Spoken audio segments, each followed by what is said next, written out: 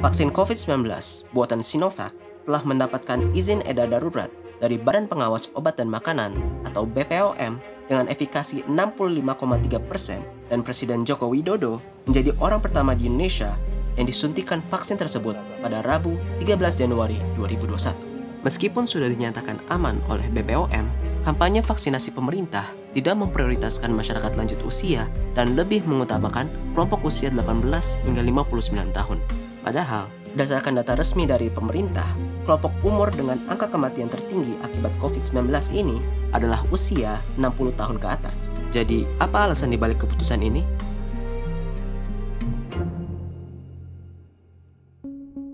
Sebetulnya jawabannya simpel saja sih, kita menyasar kelompok usia itu karena uji ya dilakukan pada kelompok usia itu. Ini adalah Yulia Sofiatin, pengajar epidemiologi dan biostatistik di Universitas Padjadjaran, Bandung.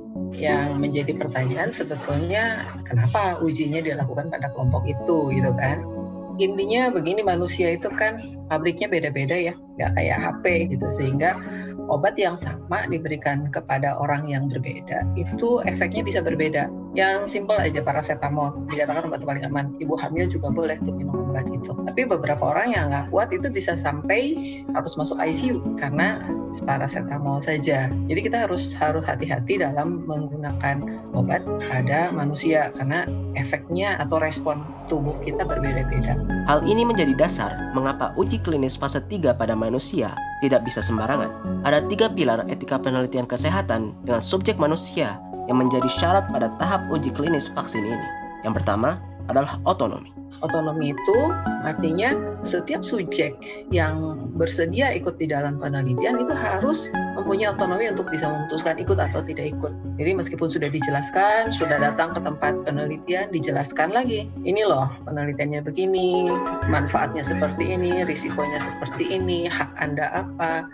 Sesudah jelas, dia boleh memutuskan untuk ikut atau tidak ikut. Itu otonomi. Karena ada pilar otonomi dalam etika penelitian kesehatan, maka tidak ada istilah relawan uji klinis sebagai kelinci percobaan. Mereka adalah subjek penelitian. Yang kedua, beneficent dan non-maleficent, artinya harus bermanfaat. Bermanfaat untuk manusia secara umum dan sesedikit mungkin bahayanya. Yang terakhir adalah justice. Harus adil pemberiannya. Jadi si subjek harus tahu, misalnya nih yang uji obat hampir selalu menggunakan double blinding kan ya. Double blinding artinya peneliti dan subjek penelitian tidak tahu dia dikasih obat apa, dikasih obat betulan atau dikasih placebo, atau saya menyebutnya vaksin kosong lah kalau vaksin ini. Dia harus tahu bahwa dia dapatnya seperti itu, bersedia atau tidak bersedia, dan harus adil juga bahwa semua orang punya kesempatan yang sama gitu untuk mendapatkan kesempatan seperti ini. Dalam kasus ini, anak-anak dengan usia di bawah 18 tahun secara hukum tidak memiliki otonomi, sehingga mereka termasuk subjek rentan apabila menjadi subjek penelitian medis. Dan bagi masyarakat lansia, menjadikan mereka sebagai subjek penelitian memiliki resiko yang tinggi, karena pada dasarnya lansia memiliki imunitas yang lebih rendah, sehingga mereka termasuk subjek rentan juga. Jadi kenapa dipilih 18 sampai 59? Karena mereka termasuk subjek yang punya otonomi untuk membuat keputusan saya ikut atau tidak. Begitu.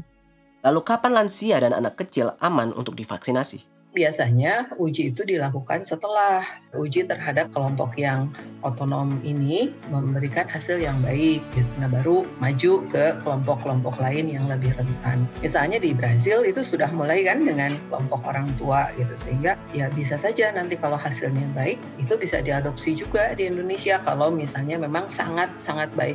Itu masalah dengan uji vaksin COVID ini, masalahnya adalah waktunya sangat pendek.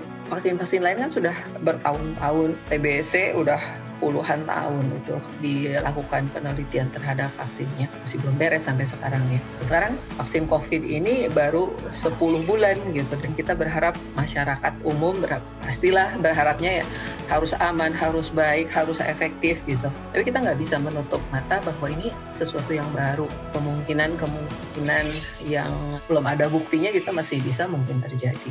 Vaksinasi hingga seluruh anggota masyarakat aman masih lama, maka kita masih harus memakai masker, mencuci tangan dengan benar, dan menjaga jarak di tempat-tempat umum.